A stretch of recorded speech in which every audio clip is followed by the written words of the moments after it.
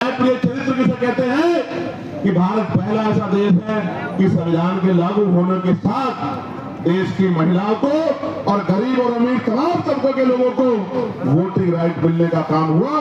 ये काम अमेरिका नहीं कर पाया, ये काम जर्मनी नहीं कर पाया, ये काम यूरोपियन कंट्री नहीं कर पाई, ये काम इंग्लैंड नहीं कर पाया। ये काम अगर किसी ने किया कि महिलाओं को बराबर का अधिकार मिले तो ये भारतीय संविधान में बाबा साहब अम्बेडकर ने किया।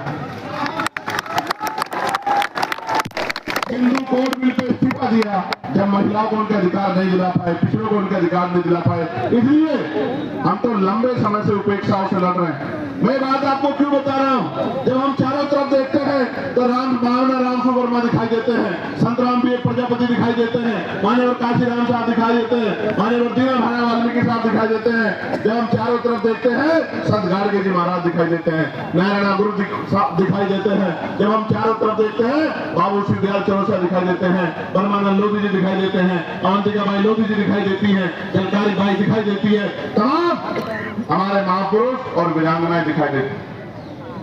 ये सब कौन है?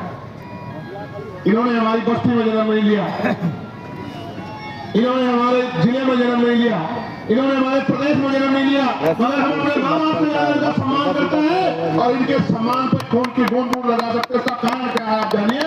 उसका कारण ये है कि इन महापुरुषों ने अपने बच्चों को भी पीछे छोड़ दिया, इन्होंने हमारे लिए अपना पूरा जीवन जिया। इनकी वजह से आज हमें अधिकार मिले। इसका मैं उदाहरण बताता हूँ। बाबा साहब अम्बेडकर ने अपने जीवन में 3 लोगों को गुरु माना। धार्मिक गुरु उन्होंने, न्यायिक गुरु के तौर पर उन्होंने महामानव तथागत बुद्ध को अपना गुरु माना।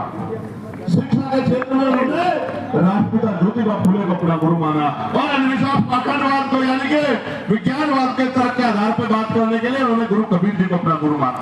आप समझो, बाबा साहब ने राष्ट्रपिता ज्योतिबा फुले को गुरु माना, उनके दिखाए रास्ते पे चले, साहू जी महाराज के रास्ते पे चले। इसी वजह से वो सामाजिक न्याय की बात को मजबूती से रख पाए।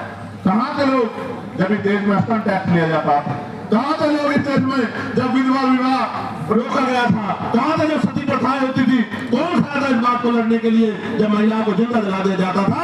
वही महापुरुष खड़े थे जो समझते थे कि हर व्यक्ति के जीवन का मूल्य क्या है। प्यारे साथियों, बात मैं आपको क्यों बता रहा हूँ कि हमारे पार्टी के नेता ये बात कह रहे थे कि भाई चंद्रशेखर आजाद पिछड़े वर्ग के लिए मैदान में आए, कोई नहीं आता। मैं उनको कहना चाहता हूँ कि आप पिछड़े नहीं है, आप हमारे भाई, हमसे पिछड़े हुए हैं। आप पिछड़े नहीं हैं, हम सब लोग पिछड़े हैं। आप हमारा परिवार हो, हमारे भाई हो, बस पिछड़े हुए हो, हम पिछड़ों को इकट्ठा करने के लिए हम